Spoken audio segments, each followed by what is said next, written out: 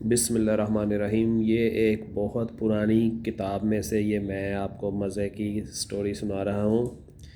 یہ رائٹر لکھتا ہے جی، بسنت ایک قدیم رواج ہے، ان دنوں اسے کچھ زیادہ جوبن ملا ہے، لیکن یہ جوبن بھی پہلی مرتبہ اس دن کے نصیب میں نہیں ہوا۔ آخری مغل بادشاہ بہادر شاہ ظفر کی دہلی بھی زیادہ مختلف نہ تھی۔ مشہور انشا پرداز انتظار حسین نے اپنی تازہ کتاب دلی تھا جس کا نام میں اس کا تذکرہ ان الفاظ میں کیا ہے۔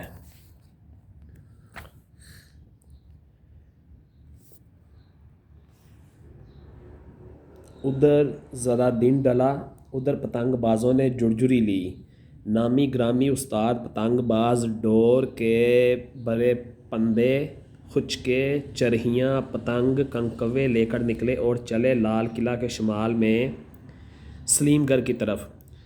ادھر سے بادشاہ بہادر شاہ ظفر تخت رواں پر سوار ہو کر یہاں آن پہنچے۔ ایک طرف شاہی پتنگ باز مرزا یاور بخت کی سرکردگی میں شروع ہوئے، دوسری طرف سے معین الملک نظامت خان شاہی ناظر کی ٹولی نے پتنگ کو ٹھمکی دی۔ ایک پتنگ، دوسری پتنگ، تیسری پتنگ، دیکھتے دیکھتے سارا آسمان پتنگوں سے بھر گیا اور لیجیے پیچ شروع ہو گئے۔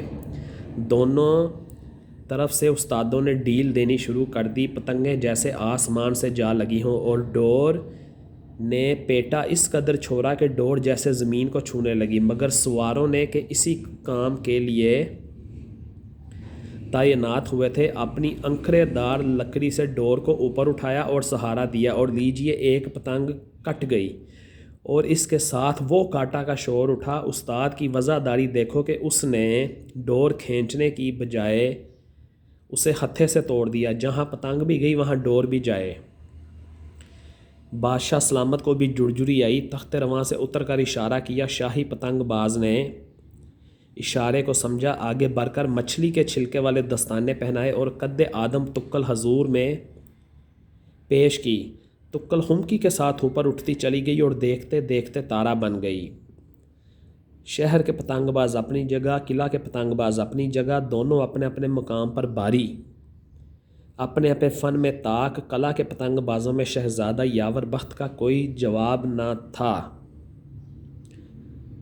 کہ ان کی پتنگ شاد و نادر ہی کٹتی تھی، مگر ایک اور بھی شہزادہ تھا کہ وہ بھی پتنگ بازی میں جواب نہیں رکھتا تھا۔ یہ تھے مرحوم شاہ عالم بادشاہ کے پرپوتے فخر الدین عالم، جو فخر الدین عالم سے مرزا فخرو بنے، مرزا فخرو سے مرزا چپاتی۔ قلعہ سے نکل کر در بدر ہوئے، شہزادگی کے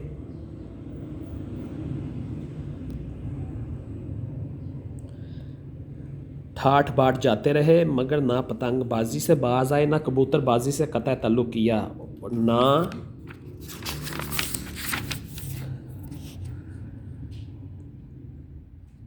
ہی شطرنج بازی اور چوسر بازی سے توبہ کی۔ آخر میں ڈور پتنگ ہی ذریعہ روزگار بنی۔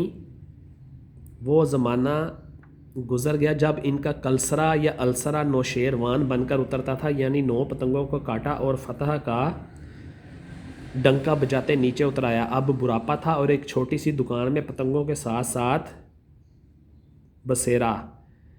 اب پتنگیں بیچتے تھے اور چیلوں کو پتنگ بازی کے دو پیچ بتاتے تھے۔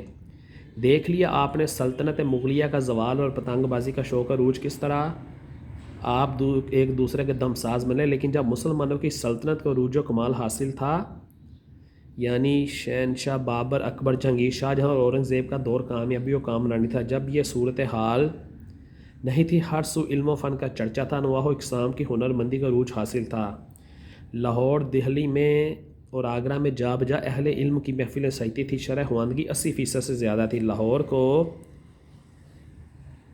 علم کا عروس البلاد کہا جاتا تھا۔ شاہ جہاں کا ہدایت و تعمیرات کے فن نے وہ کمال حاصل کیا کہ سرزمین ہند پر جا بجا اس کے نقش ایسے ابھر کر نمودار ہوئے، زمین کا حسن بنے، اور آج ان کا شمار عجائبات عالم میں ہوتا ہے۔ پتنگ بازی، کبوتر بازی، شطرنج بازی اور اس طرح کے